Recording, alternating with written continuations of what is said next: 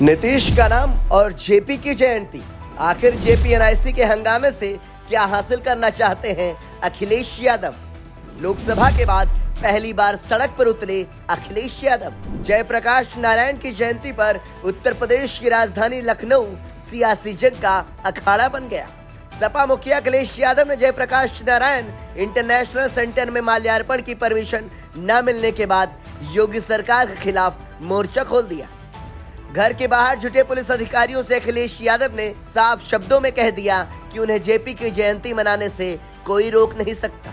अखिलेश की जिद और सपा कार्यकर्ताओं के बढ़ते हंगामे के बाद यूपी पुलिस बैकफुट पर जाती नजर आई। आखिर में अखिलेश यादव के घर के बाहर जेपी की प्रतिमा मंगवाई गई, जिस पर सपा मुखिया ने बड़े नेताओं के साथ माल्यार्पण किया। यूपी की सियासत में ये पहली बार है जब किसी महापुरुष की जयंती के मौके पर इतना बड़ा सियासी संग्राम छिड़ा हो। सवाल उठ रहा है कि आखिर अखिलेश जेपी के लिए सरकार से इतनी बड़ी टकराहट क्यों मोल ले रहे हैं? लोकसभा के बाद पहली बार सड़क पर उतरे अखिलेश यादव। लोकसभा चुनाव 2024 में सपा ने अपने इतिहास की सबसे बड़ी जीत दर्ज की है। सपा को यूपी की 80 में से 37 सीटों पर जीत मिली। उसके सहयोगी कांग्रेस ने भी 6 सीटों पर जीत हासिल की। यही वजह है कि लोकसभा के बाद से सपा का जोश हाई है। चुनाव के बाद ये पहली बार है जब सपा को सरकार से सीधे टकराने का मौका मिला है।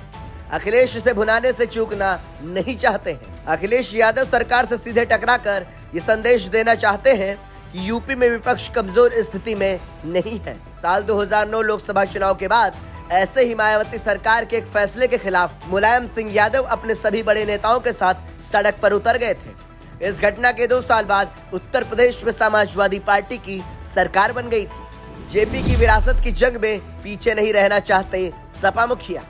संपूर्ण क्रांति के अगुआ और लोकनायक के नाम से मशहूर जयप्रकाश नारायण मूल रूप से उत्तर प्रदेश के ही थे। जेपी की समाजवादी विरासत पर सपा बीजेपी दोनों अपना अपना दावा करती रही। अखिलेश यादव ने अपनी सरकार में लखनऊ में जेपी म्यूजियम बनवाया था। अखिलेश उसी म्यूजियम पर माल्यार्पण करना चाहते हैं। पिछले साल भी सपा के मुखिया वहां पर गए थे, हालांकि तब उन्हें गेट फांद कर जेपी की प्रतिमा तक पहुंचना पड़ा था। अखिलेश की इस पूरी कवायद को जेपी विरासत से अपना दावा पीछे नहीं छोड़ने के रूप में देखा जा रहा है। शुक्रवार यानी आज भी अखिलेश यादव ने पत्रकारों से बात करते हुए कहा, बीजेपी के लोगों का समाजवादी आंदोलन और आजादी के आंदोलन से कोई लेना देना नहीं है। अखिलेश ने इस दौरान नीतीश कुमार से भी एक अपील की। उन्होंने कहा, नीतीश जेपी आंदोलन की उपज है। नीतीश को बीजेपी की इस हरकत के कारण केंद्र से समर्थन वापस लेने पर विचार करना चाहिए।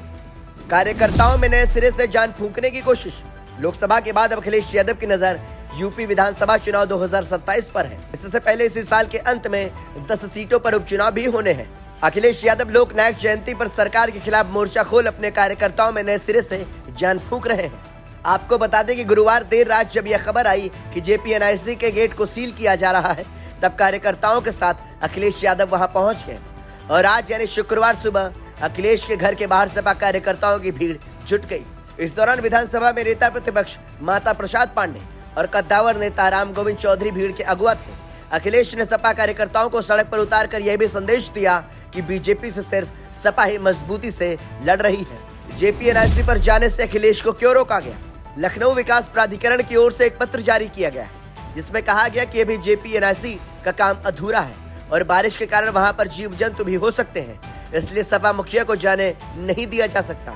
वहीं अखिलेश यादव का यह कहना है कि सरकार जयप्रकाश नारायण इंटरनेशनल सेंटर को बेचना चाहती है, इसलिए लोगों के लिए उसे बंद रखा गया है। आपको बता दें कि जेपी एनआईसी निर्माण के वक्त से ही विवादों में है।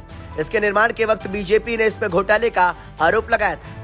हो कुछ भी, लेकिन एक बात तो तय है कि 2027 के विधानसभा चुनाव को अभी भले ही 2 साल हों, लेकिन सपा मुखिया अखिलेश यादव ने तैयारियां अभी से शुरू कर दी हैं। ब्यूरो रिपोर्ट, संदेश वाहक।